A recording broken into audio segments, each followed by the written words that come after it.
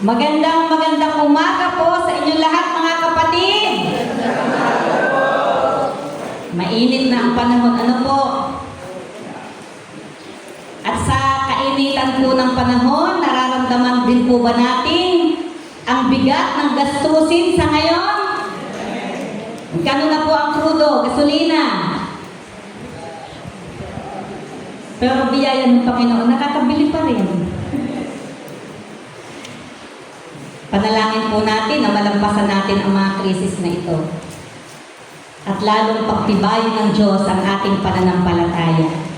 Pero sabi naman ay tipid-tipid din.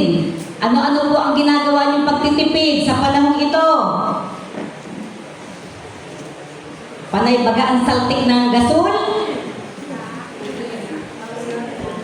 O LPG? Laging palapa ang gatong. Sabi nung mensahe ng nakaraang linggo, ang Diyos daw ang may hawak ng ating buhay. Ano mang nangyayari, pangyayari sa atin ay ang Diyos ang may hawak ng ating buhay. Kaya, purihin po ang Panginoon. Sa kabila ng lahat ng ito, meron tayong Diyos na aasahan. May Diyos tayo na kayang magtawid sa atin sa gitna ng kahirapang ito. At na-bless lamang po ako doon sa awit kanina. Sabi doon, even when I fail you, you still love me. Hindi araw-araw ay nasusunod natin ang Panginoon. Lagi natin siyang nabibigo. Pero gayon man, nananatili ang kanyang pagmamahal at pag-ibig sa atin. Talagang napakabuti po ng Diyos sa buhay ng bawat isa sa atin. Sa loob po ng 2 linggo o 2 buwan, ay pinagbulayan natin ang mga katangian na dapat nating taglayin bilang mga hinirang, bilang itinalaga at minamahal ng Diyos. Taas nga po daw ang kamay ng minamahal ng Diyos! Amen! Yan, yung hindi nagtaas, minamahal ka pa rin. Bilang pagtatapos po ng seryeng ito, patapos na tayo. Pero meron pang kasunod, hindi na uubos. Balikan po natin ang ating teksto sa Colossus 3:12. Yung pong binasa namin kanina doon sa devotion. Sabi doon sa Colossus 3:12, kaya bilang mga banal na minamahal at pinili ng Diyos, dapat kayong maging mapagmalasakit, magandang kalooban, mapagpakumbaba, mabait at mapagtiis, mapagpaumanhinan kayo at magpatawaran kung may hinanakit kayo sa isa't isa. Pinatawad kayo ng Panginoon, kaya't magpatawad din kayo. At higit sa lahat, magmahalan kayo dahil ito ang magdudulot ng ganap na pagkakaisa. Pagkatapos kong isa-isahin ang mga magagandang katangian, ano daw po? Maging mahabagin, maganda ang kalooban, mapagpakumbaba, matiisin, mapagpaumanhin, at mapagpatawad. Ang sabi po sa verse 14 ay, higit sa lahat, magmahalan kayo, dahil ito ang magdudulot ng ganap na pagkakaisa. Sa Tagalog Popular Version po, ang sabi ay, higit sa lahat, mag-ibigan kayo, sapagkat ito ang buklod ng ganap na pagkakaisa. Sasali naman po sa ang Biblia, at sa ibabaw ng lahat ng mga bagay na ito, ay magbihis kayo ng pag-ibig na siyang tali ng kasakdalan. Ngayon pong umaga, sasagutin natin ang mga katanungan na bakit kailangan ang pag-ibig. O, tanungin mo yung katabi mo, bakit kailangan natin ang pag-ibig? O hindi man yung pag-ibig na nagatibok-tibok ka, na kailangan pala akong umibig. Tama talaga ako ngayon, umiibig ako. Hindi man yung pag-ibig na kundi yung pag-ibig bilang kapatid na nanggagaling na bumubukal mula sa Panginoon. Bakit pagkatapos na banggitin ang lahat ng mga mabubuting katangian na dapat taglayin ng mga mananampalataya, ay sinabing higit sa lahat, mag-ibigan kayo. Sa ibabaw ng lahat ng ito, ibihis daw natin ang pag-ibig. Para bang sa isang recipe, ano? Ano ang paborito niyong recipe? Halimbawa, yung nawawala yung main ingredient, pag nawawala yung main ingredient, para bang halo-halo, ano, ilagay mo na ano nga niya ang ano ng halo-halo? Yan, ilagay mo na ang lahat. Ilagay mo ang lahat ng ingredient, pero huwag mo ilagay ang yelo. Ano kayang lalabas doon? Masasabi mo kaya yung halo-halo? Hindi ka masasatisfy dahil wala ang main ingredient na gustong-gusto pa natin naman ngayon sa malamig na panahon. O, order na! Yan. Bakit mahalaga ang pag-ibig? Bakit kailangan ang pag-ibig? Una, dahil ito ang pundasyon ng lahat ng mabubuting katangian. Ano daw po? Ang pag-ibig ay pundasyon ng lahat ng mabubuting katangian.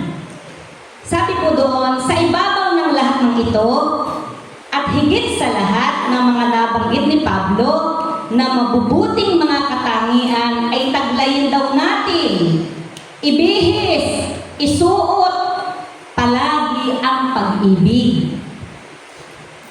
Sa ESV translation po ay ganito ang sinabi, and above all this, put on love which bind everything together in perfect harmony.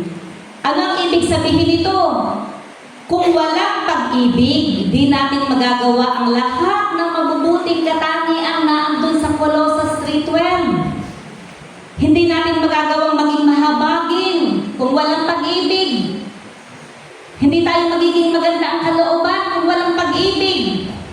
Hindi natin magagawang magpakumbaba kung walang pag-ibig, maging mabait, maging matiisin, maging mapagpaumanhin at mapagpatawad. Ang pag-ibig ang pundasyon ng lahat ng mabubuting katangian ito.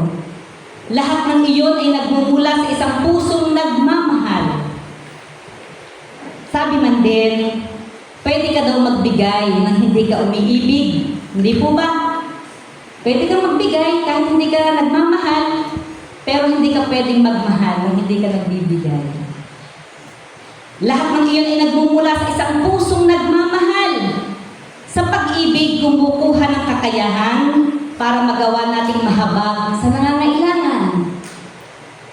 Maganda ang kalooban kahit sa mga gumagawa sa atin ng masama.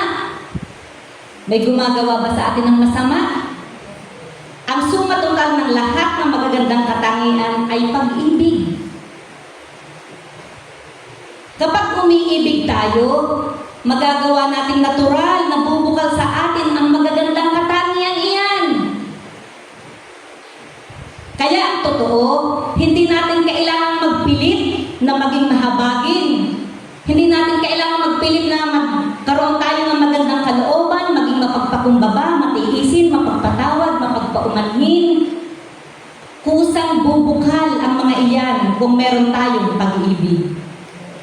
Hindi ba't ang sabi sa unang Korinto 13:4, ang pag-ibig ay matiyaga at mabait, hindi mapalibughuin, hindi mapagmalaki o mayabang, hindi magaspang ang asal, hindi nag-iisip para sa sariling kapakanan, hindi mayayamutin, hindi nagabilang ng kamalian, hindi ito nagagalak sa kasamaan, kundi nakikigalak sa katotohanan. Ang pag-ibig ay mapagtiis sa lahat, nagtitiwala sa lahat, may pag-asa sa lahat, at may tiyaga sa lahat. Kaya, kung pasisimplihin natin, kailangan lang nating matutong magmahal para maging kawangis ni Jesus, para magawa ang lahat ng mabubuting bagay na inaasahan sa atin. Parang isang building, ang pundasyon ay pag-ibig na nakapatong na lahat doon ang mabubuting katangian. Ngunit alisin mo ang pundasyon, alisin mo ang pag-ibig, at guguho ang lahat ng nasa ibabaw nito, ang lahat ng mabubuting katangian. Kaya kung tutuusin, di na kailangan pang pilitin ang sarili natin na gawin ang mabubuting mga katangian ito. Ang kailangan lamang ay mapuspos tayo palagi ng pagmamahal. Ano ang pumupuspos sa atin? Pagmamahal ba palagi? At paano tayo magkakaroon ng ngayong pagmamahal? Yung ganong klase ng pag-ibig. Sa Mateo 22:37 hanggang 39, sabi po doon, "Love the Lord your God with all your heart and with all your soul and with all your mind. This is the first and greatest commandment. And the second is like it, love your neighbor as yourself." Magmahal sa Diyos ng buong puso, buong kaluluwa, buong pag-iisip, pagkatapos mahalin ang kapwa. Paano natin natututunang mahalin ang ating kapwa? Magagawa lamang natin yun kung tayo ay may isang malapit na kaugnayan sa Diyos. Ang isang taong di nagmamahal sa Diyos o walang malapit na kaugnayan sa Diyos ay hindi makapagmamahal sa kapwa. Yun lang daw po ang magagawa natin. Kaya hindi natin pwedeng laktawan ang ating kaugnayan sa Diyos pagkatapos ay aasa tayo na makapagmamahal tayo at makakagawa tayo ng kabutihan sa ating kapwa.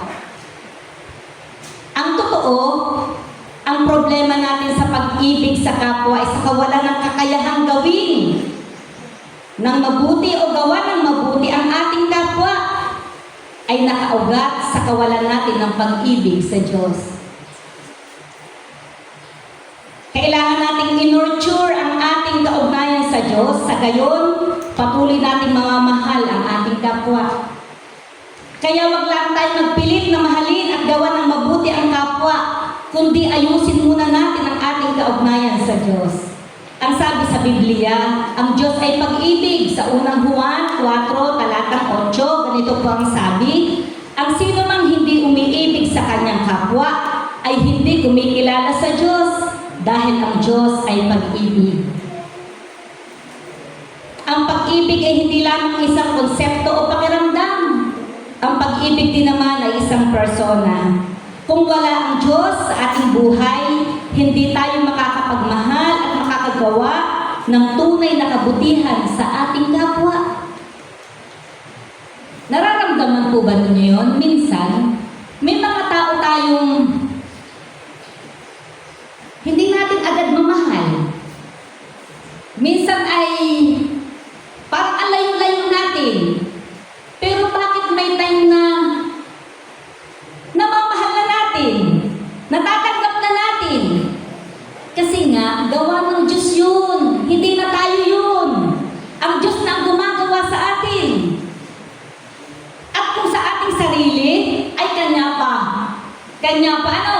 Ay, sa damot mo yan. Pero kung bubukal yung pag-ibig ng Diyos sa atin, magagawa natin at masasabi natin sa ating sarili, hindi ako ganito ay. Ako yung dating ganon ay. Dahil nga ni nananahana ang Diyos sa atin. Naandun na ang Diyos sa atin, siya na ang nagsasabi. At kung sa ating talagang sarili, wala. Kaya ang panalangin daw natin, dapat ay ganito, Panginoon, pahingi po ng pag-ibig. Kundi, Panginoon, manahan ka at maghari sa aking buhay para magawa kong makaibig at makagawa ng mabuti sa mga tao na sa paligid ko. Hindi daw po ang panalangin ay, Panginoon, pahingi ng pag-ibig. Hindi daw po ganon, kundi ang ating panalangin ay, Panginoon, manahan ka at maghari sa aking buhay para magawa kong makaibig at makagawa ng mabuti sa mga tao na sa paligid ko. Kasi kapag nananahan si Kristo sa ating buhay, sa ating puso, kahit dadalwa ang papaya sa lamesa, may ibigay mo ang isa sa kapwa mo. Kahit binibilang mo ay hanggang hapon pa namin irin, pero dahil bumubukal ang pag-ibig sa iyong kapwa, ay maiibigay mo. Kaya ang pagmamahal sa kapwa ay paggawa ng lahat ng mabubuting gawa sa kapwa ay nakaugat kung paano tayo nagmamahal sa Diyos. Dahil isipin mo, may Diyos naman nakakakita sa akin. Alam niya, wala ako ngayon. At binigay ko yon, bahala siya. Kailangan muna nating magkaroon ng kaugnayang may pag-ibig sa Diyos bago tayo makaibig. Kaya ang pundasyon ng mabubuting gawa ay pag-ibig sa kapwa. At ang pagmamahal sa Diyos naman ang pundasyon ng pag-ibig sa kapwa.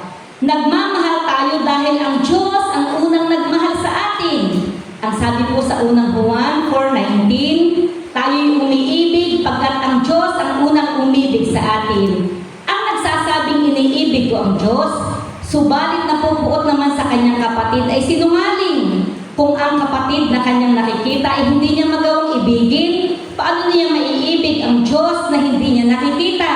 Ito ang utos na ibinigay sa atin ni Kristo. Ang umiibig sa Diyos ay dapat ding umiibig sa kanyang mga kapatid.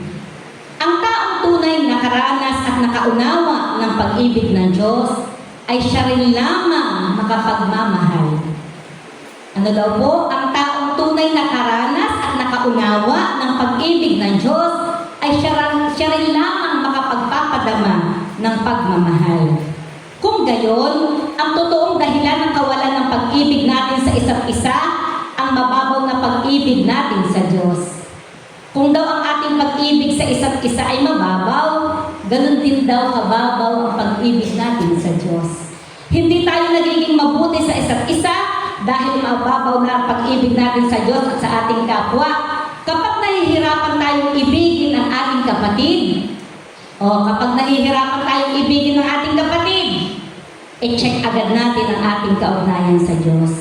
At mapapansin at mapapatunayan natin na habang lumalago ang ating pag-ibig sa Diyos, lumalago din naman ang pag-ibig natin sa ating kapatid. Ikalawa po, bakit mahalaga ang pag-ibig? Ikalawa, dahil ito ay buklod ng pagkakaisa. Buklod ng pagkakaisa. Sa Tagalog Popular Version po ay ang sabi, at higit sa lahat, mag-ibigan kayo. Sapagkat ito ang buklod ng ganap na pagkakaisa.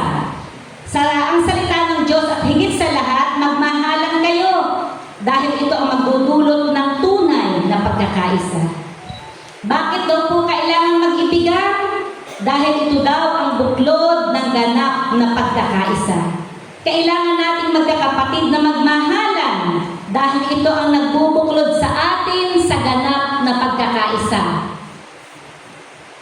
Bakit ba kailangan ng buklod? Tingnan po ninyo natin ang walis na walang kamatayan example. Ang walis. Alisin mo ang tali. Alisin mo yung buklod. Sabog. Hindi mo magagamit. Ang pag-ibig ay parang buklod ng walis tingting. Ito ay nagbubuklod upang magkaisa at magamit sa isang purpose. Gayon din naman ang pag-ibig. Kapag ito ay namayani, tiyak na lilitaw ang pagkakaisa. Kung wala ang pag-ibig, hindi tayo magkakaroon ng ganap na pagkakaisa. Ang pag-ibig ang nagbubuklod sa atin sa kabila ng ating mga pagkakaiba-iba at mga kahinaan. Hindi tayo magkakapareho ng opinyon sa lahat ng bagay. Iba-iba tayo ng mga personalidad at ng kultura at magpaparating ating kinagisnan. Merong mabilis. Sino po ditong super bilis? Merong mabagal. Merong mabiglain. At meron namang mahinahon. Merong maagap.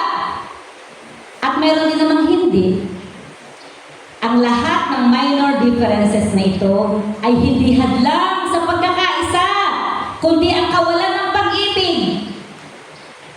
Di naman talaga natin kailangang antayin na tayo maging perfect. Kailan kaya dadating yun? Na lahat tayong perfecto. Para magawa nating magkaisa. Aantayin ko munang maging perfect siya. Siya talaga. Ang kailangan lang pala natin ay magawang mahalin ang isa't isa, anuman siya. Halimbawa, alam mo naman siya mabilis, tumilos, edi bilisan mo din. Saka ka na maghinay-hinay kapag hindi mo na siya kasama. O di ba ka?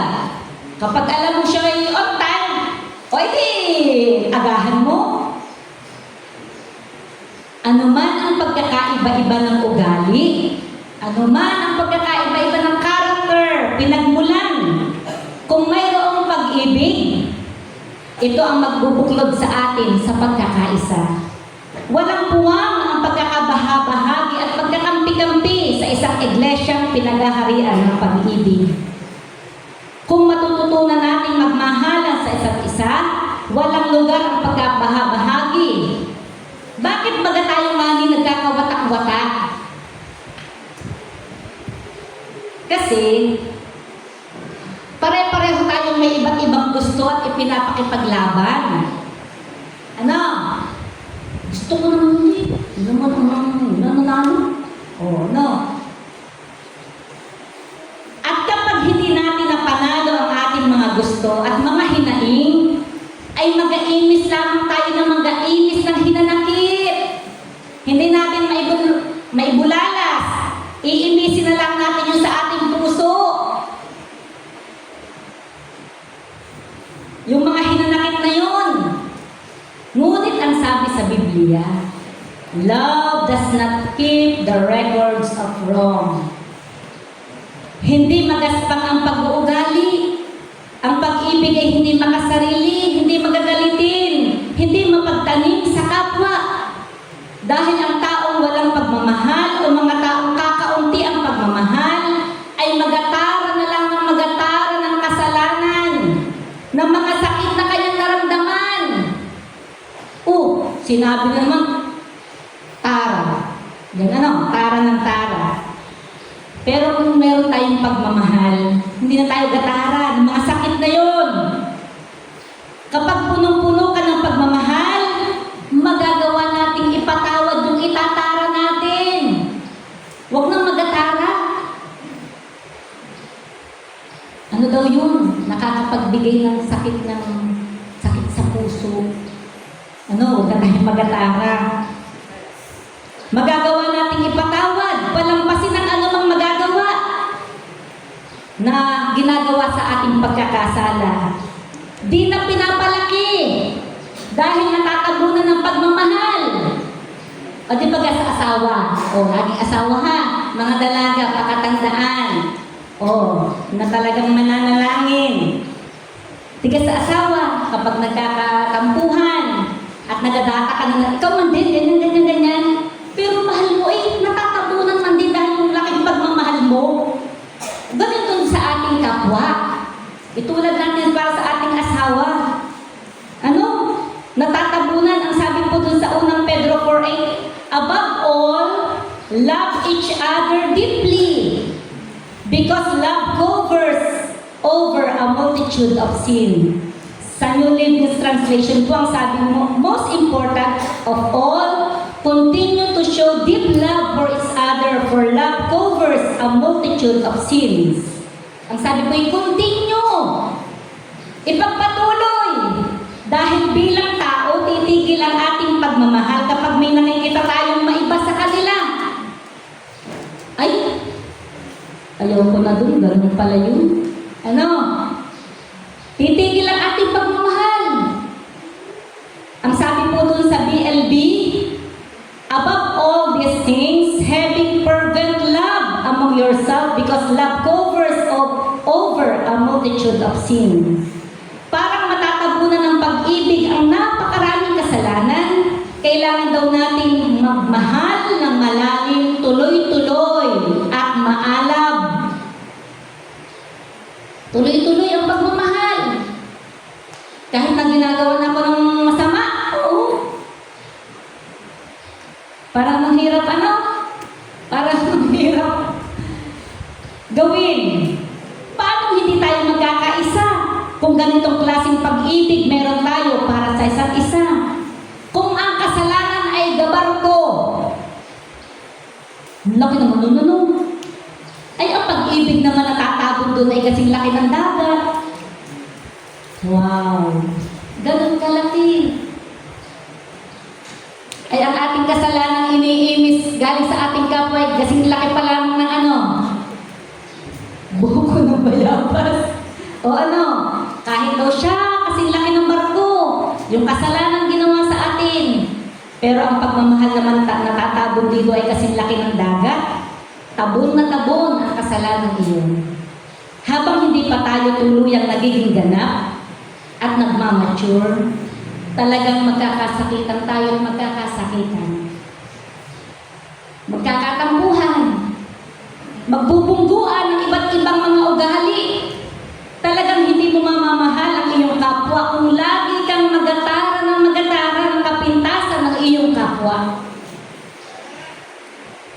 Ay naku, sobra naman na yun. Ano? Pero ang sabi, kung mas malaki yung pag-ibig, natatabon doon sa kapintasan na yun. Kapag pa naman walang pagmamahal, ang maliit na bagay ay nagiging big deal.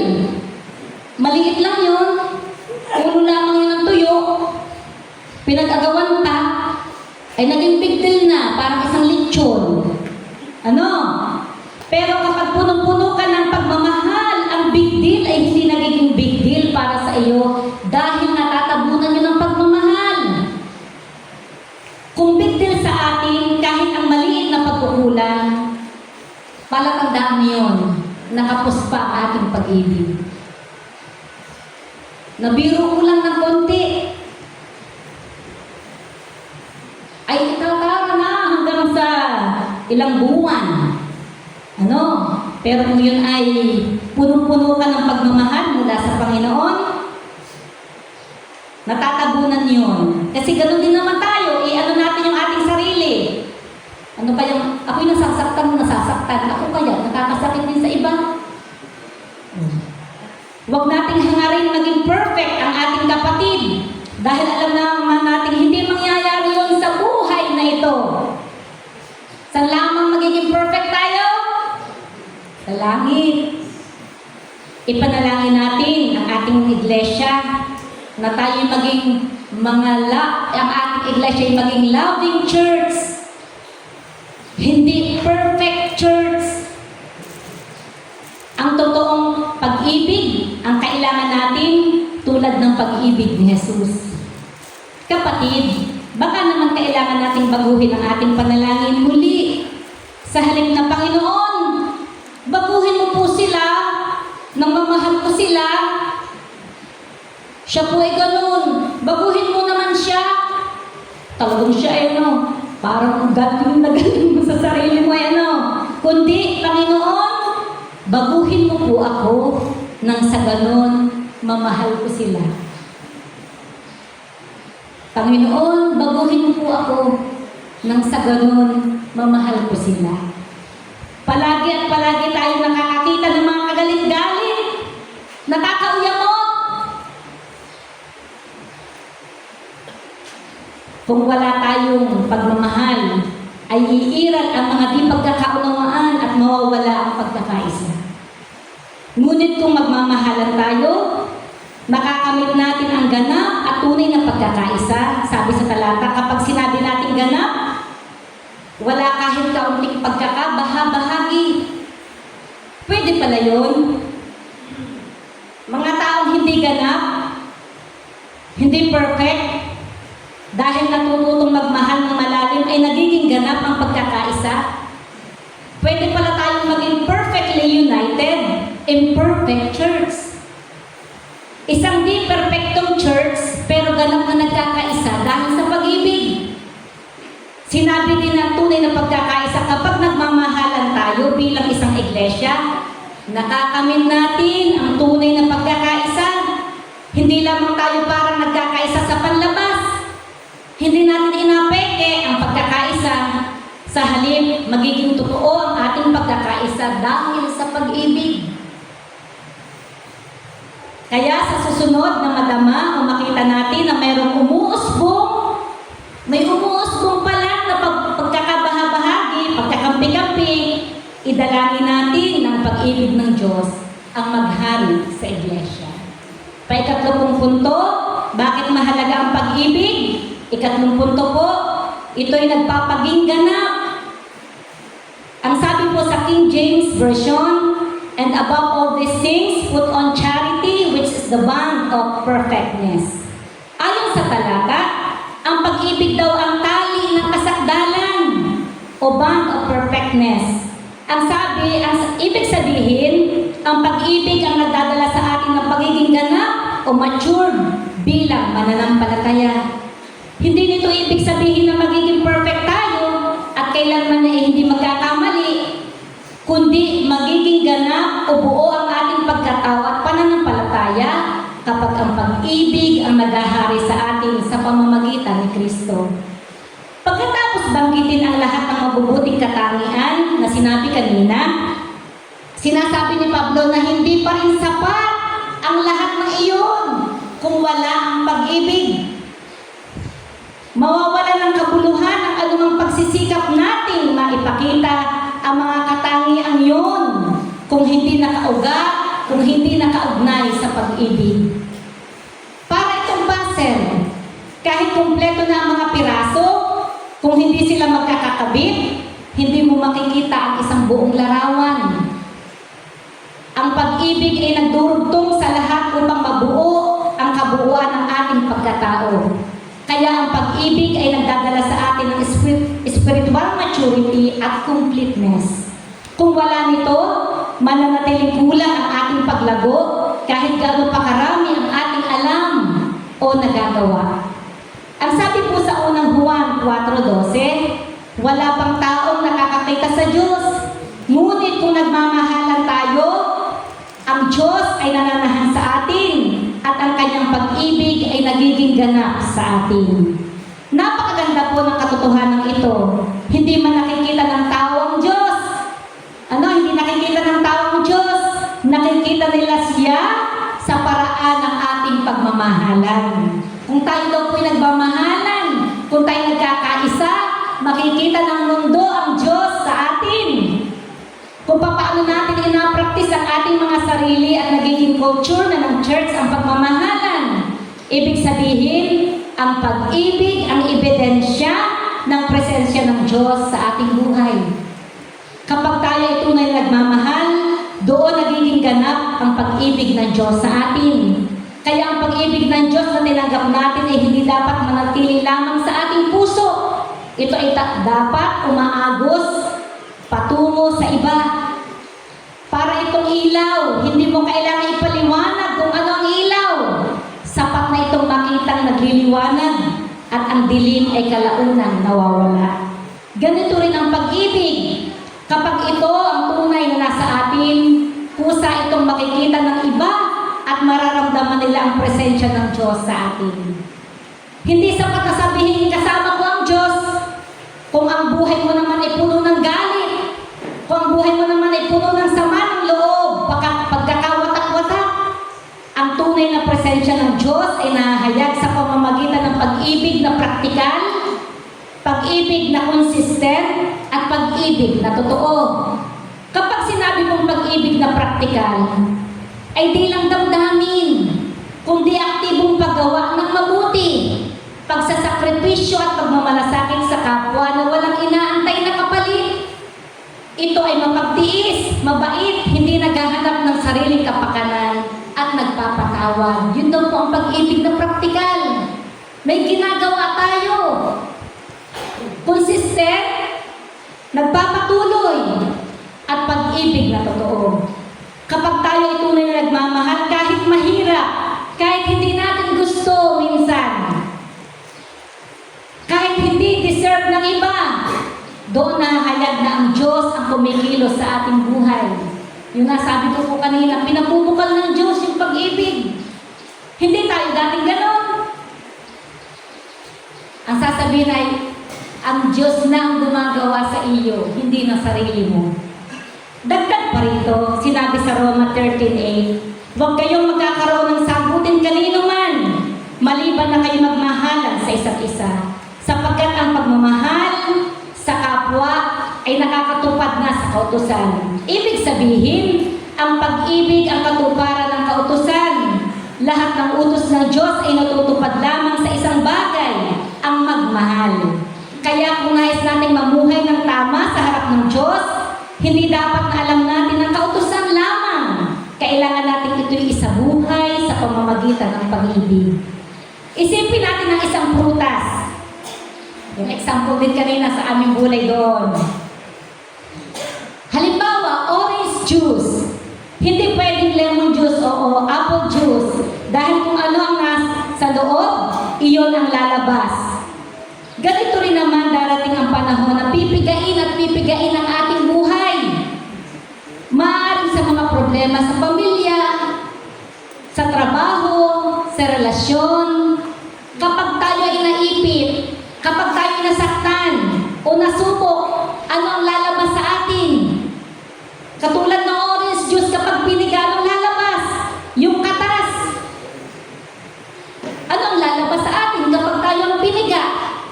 Galit ba? Paninisi ba? Sama ng loob? O pag-ibig? Pasensya? Pangunawa? Kung ang puso natin ay puno ng pag-ibig, kahit anong piga,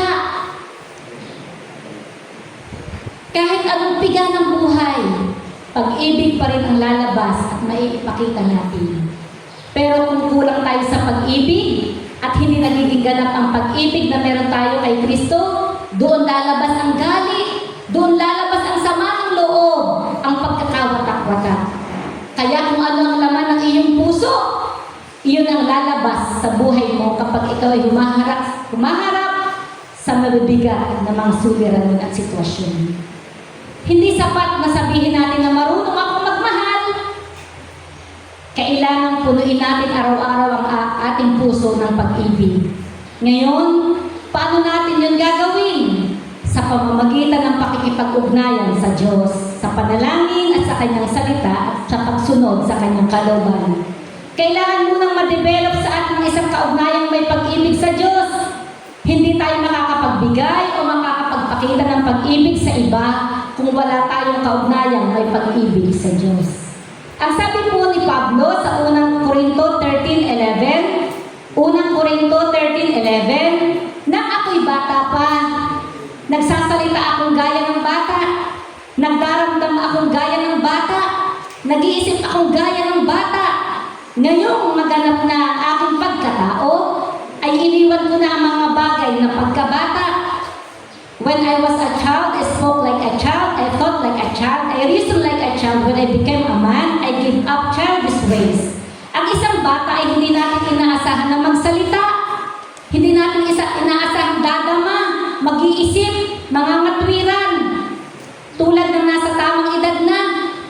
Ngunit ang isang taong nasa ganap na gulang na ay naasahan nating magsasalita, dadama, mag-iisip, mangangatwiran ng may maturity. Hindi ba't ganun din ang ating pananampalataya? Nang tayo'y mga spiritual babies pa, mga bago pang mananampalataya, hindi pa tayo inaasahan na magiging agad-agad na mature sa ating pamumuhay. Ganon din daw po kahit kay Pablo. Nang bata pang mananampalataya siya, nag-isip siya, dumadama at nagsasalita, nangangatwiran siya tulad ng hindi pa ganap o hindi pa mature na Kristiyano.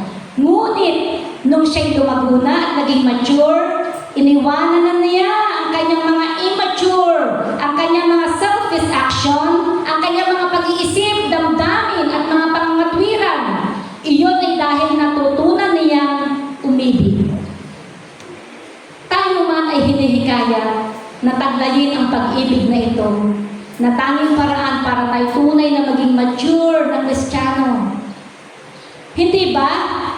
Ang bata ay karaniwang nakatuon lang sa sarili at hindi iniisip ang iba. Kaya madali silang makasakit o masaktan. Ganyan ang kalagayan natin kung walang pag-ibig. Hindi tayo malay na nung tayo nag-iisip, dumadama, nangangatwiran tayo nang sa sarili lamang natin. Sarili lang natin ang ating iniisip. Kaya madalas nasasaktan ng iba. Pagkatapos, kunting magawa tayo ng hindi nagustuhan, agad tayong tumutugon immaturely. Kaya, panahon na para iwan natin ang ating mga immaturities at hayaan nating baguhin tayo ng pag-ibig ng Diyos. Pakitapik-tapik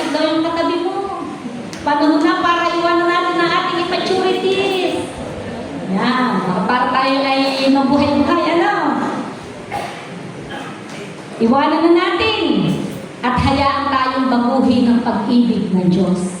Ang sabi ni Pablo, iniwan ko na, isinuko ko na ang mga immature sway ko. Mga kapatid, hangarin natin na tayo patuloy na lumago. Huwag tayong manatili sa dati nating kalagayan. Sino po ang nagnanais na lumago kay Kristo? Taas po ang kamay. O iiwan na daw natin yun. Yung mga, kahit naman tayo, ayaw natin ano, yung mga ugali natin na nagagawa natin. Minsan ay napapapikit tayo. Kung nasabi yun, bakit kung natin nagawa yun? Tayo din naman ay na sinisisi natin yung ating sarili. Pero sabi doon, panahon na para iwan na natin. Mag-level up na tayo. Kung ang mundo'y na-level up, mag-level up tayo kay Kristo. Mga kapatid, darating at darating ang mga pagkakataon na susubugin ang ating pagmamahal. May mga taong makakasakit sa atin. May mga sitwasyon na magpapahirap sa atin. May mga pagkakataon na gusto na lang nating sumuko. Ngunit sa gitna ng lahat ng ito, ang hamon sa atin ay ito. Patuloy tayong magmahal. Hindi dahil madali. Ang hirap talaga magmahal, ano po? Kundi dahil yun ang tama. Hindi daw madaling magmahal. Pero piliin natin yung tama. Hindi dahil deserve ng tao. Kundi dahil yun ang pinapagawa ng Diyos sa atin. Kahit ay nahihirapan, kung tayo iibig, masusunod natin ang Diyos. Mahirap. Kaya araw-araw, piliin nating magmahal. Piliin nating magpatawad. Piliin nating umunawa. Piliin nating maging mahabagin. Dahil sa huli, ang pag-ibig ang magdadala sa atin sa pagiging ganap at sa pagiging buo, mature, at kawangis ni Kristo. Sa akin pong pagtatapos, nais kong basahin sa inyong sinasabi sa unang Korinto 13, 1-7. Kung makapagsalita man ako sa iba't ibang wika ng mga tao at ng mga anghel, ngunit wala naman akong pag-ibig, para lang akong batingaw na umaalingaw-ngaw o pongpiyang na tumataginting. Kung may kakayanan man akong maghayag ng mensahe ng Diyos at may pangunawa sa lahat ng lihim ng katotohanan at lahat ng kaalaman, at kung mailipat ko man ang mga bundok sa laki ng aking pananampalataya, ngunit wala naman akong pag-ibig, wala akong kabuluhan. At kahit ipamigay ko man ang lahat ng aking ari-arian at ialay pati aking katawan upang sunugin, kung wala naman akong pag-ibig, wala pa rin akong mapapala. Ang taong may pag-ibig ay mapagtiis, mabait, hindi marunong mainggit, hindi hambog o mapagmataas, hindi bastos ang pag-uugali, hindi makasarili, hindi magagalitin o mapagtanim ng sama ng loob sa kapwa, hindi natutuwa sa kasamaan, kundi nagagalak sa katotohanan, matiyaga, laging nagtitiwala, laging may pag-asa at tinitiis ang lahat. Malinaw na ipinakita sa atin ang katotohanan ito tungkol sa pag-ibig. Maaaring marunong tayong magsalita, marami tayong kaalaman, marami tayong talento, may pananampalataya tayo, at kahit gumawa pa man tayo ng mabubuting mga bagay, ngunit kung wala mang pag-ibig, lahat ito'y walang kabuluhan. Para lang daw tayong maingay na tunog na walang laman, walang halaga, walang saysay. Ipinapakita sa atin ang talatang ito na ang pag-ibig ang nagbibigay ng tunay na halaga sa lahat ng ating ginagawa. Ang pag-ibig ang nagbibigay buhay sa ating pananampalataya. Ang pag-ibig ang nagbibigay direksyon sa ating kaalaman. Ang pag-ibig ang nagbibigay kabuluhan sa ating paglilingkod. At hindi lamang yun, ipinakita rin kung ano ang tunay na pag-ibig. Ang pag-ibig ay mapagtiis, mabait, hindi maiinggit, hindi mayabang, hindi makasarili, hindi mapagtanim ng sama ng loob. Ito ay nagagalak sa katotohanan, nagtitiis sa lahat, nagtitiwala, at nagpapatuloy sa kabila ng lahat. Ibig sabihin, ang pag-ibig ay hindi lang salita. Ito ay buhay, ito ay kilos, ito ay desisyon na ginagawa natin araw-araw. Kaya mga kapatid, sa lahat ng ating napag-aralan ngayong umaga? Malinaw ang sagot sa tanong na bakit kailangan ng pag-ibig? Dahil ito ang pundasyon ng ating pagkatao. Ikalawa po, ito ang buklod ng ating pagkakaisa. Ikatlo, ito ay nagdadala sa atin sa pagiging ganap. Ang lumalabas sa atin sa panahon ng pagsubok ay refleksyon ng laman ng ating puso. Kaya kung nais natin pag-ibig ang lumalabas sa atin, kailangan natin punuin ang ating puso ng pag-ibig ng Diyos. Araw-araw sa tulong at sa biyaya ng banal na Espiritu. Kaya ang hamon sa atin ngayon, hindi lamang makinig tungkol sa pag-ibig. Ang hamon ay mamuhay tayo sa pag-ibig. Piliin natin magmahal kahit mahirap. Piliin natin magpatawad kahit masakit. Piliin natin umunawa kahit hindi natin naiintindihan. At sa huli, nawa, kapag nakita tayo ng mundo, hindi lang nila makita ang ating kakayahan, hindi lang nila makita ang ating kaalaman, kundi makita nila ang Diyos sa ating buhay. Dahil sa pag-ibig, sumasagana ang ating buhay. Pagpalain po tayong lahat ng Panginoon, tayo po'y manalangin.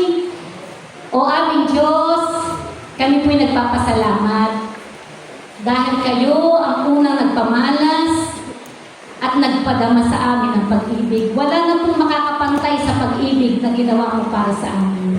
Tunay nga po, Panginoon, na inialay mo ang iyong buhay para sa amin, para kami magkaroon ng isang ganap at kasiyasiyang buhay. At kami nagpapasalamat doon sa ginawa mo iyong Panginoon.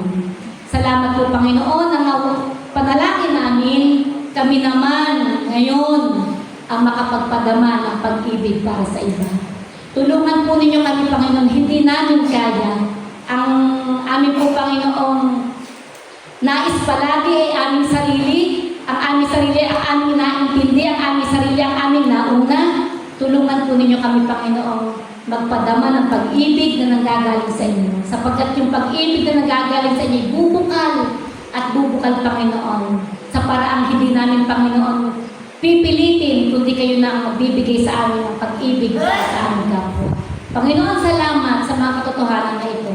Salamat na kayo ay Diyos na mapaghimala sa aming buhay. Salamat na kayo ay patuloy at patuloy na nagbibiyaya sa amin sa kahirapan ng buhay na dinaranas namin ngayon. Salamat na kayo ang palagi nagtutustos ng lahat. Kayo ang Diyos sa kalahat-lahatan sa aming buhay. Kaya salamat o Panginoon. Muli, lalakad muli kami sa isang linggong ito. Taglayin namin ang pag-ibig na itinuro mo. Taglayin namin umunawa, umintindi, umibig sa aming kapwa kahit anong hirap. Dahil yun ang napagawa mo sa amin. Salamat o Panginoon sa inyong mga salita. Naway hindi lamang namin ito napakinggan, hindi lamang ito namin narinig, kundi Panginoon ang application nito sa aming